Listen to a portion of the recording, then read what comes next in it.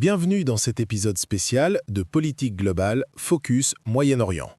Aujourd'hui, nous allons plonger dans la situation politique en Israël à travers la figure de Benjamin Netanyahou, surnommé Bibi, et explorer ensemble les répercussions de son mandat tant à l'intérieur du pays qu'à l'échelle internationale. Nous allons suivre un fil clair. D'abord, le contexte interne, ensuite les enjeux judiciaires, puis les récentes escalades militaires, avant d'ouvrir sur Gaza, l'opposition, les impacts pour les États-Unis et enfin les bénéficiaires géopolitiques. Un parcours dense mais nécessaire pour comprendre où va la région. Introduction. Netanyahou face à l'incertitude. Benjamin Netanyahou est revenu au pouvoir en décembre 2022 et son mandat peut théoriquement durer jusqu'en octobre 2026. Mais, comme souvent en Israël, rien n'est garanti. Une crise politique peut provoquer des élections anticipées. Au 14 septembre 2025, il est encore en poste, malgré la défection d'un parti de sa coalition en juillet et une vague de manifestations. Un paradoxe s'impose. À l'extérieur, les tensions régionales renforcent parfois son image d'homme fort, mais à l'intérieur, le pays est fracturé, notamment autour des familles d'otages toujours retenues à Gaza. Tensions internes et avenir électoral. Les sondages récents illustrent bien cette tension. Le dernier en date, publié le 13 septembre par Maariv, donne 50 sièges à sa coalition sur 120. C'est un léger rebond, attribué aux frappes militaires. Mais l'opposition, emmenée par Naftali Bennett et Yair Lapid, progresse.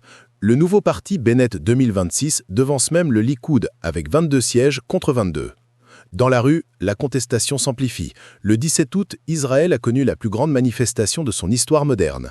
La confiance envers Netanyahou est faible, à peine 40% dans la population juive et seulement 10% chez les citoyens arabes.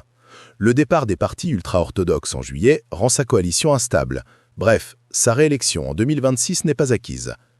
Les enjeux judiciaires, un compte à rebours. Mais la véritable épée de Damoclès, ce sont ses procès. Depuis 2020, Netanyahou est jugé dans 3 affaires. Affaire numéro 1000, des cadeaux de luxe contre des faveurs. Affaire numéro 2000, des négociations pour influencer la presse. Affaire numéro 4000, des avantages à une société de télécom en échange d'une couverture positive.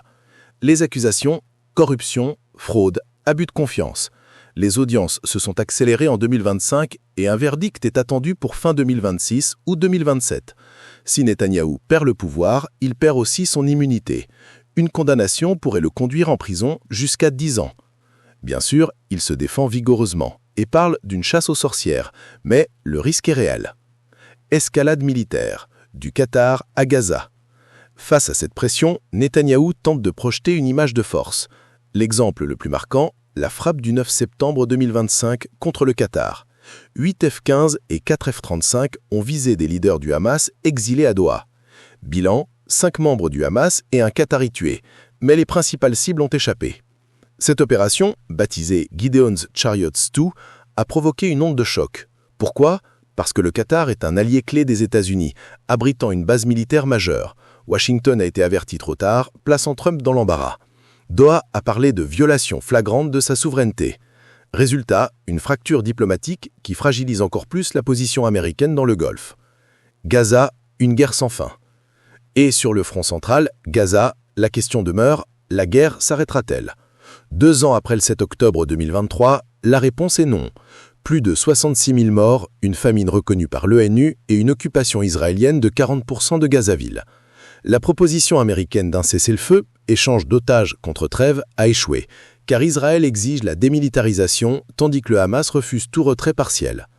Les médiations qatariennes et égyptiennes continuent, mais la guerre risque de se prolonger jusqu'à fin 2025. Les 48 otages encore détenus sont au cœur d'un bras de fer politique et humain.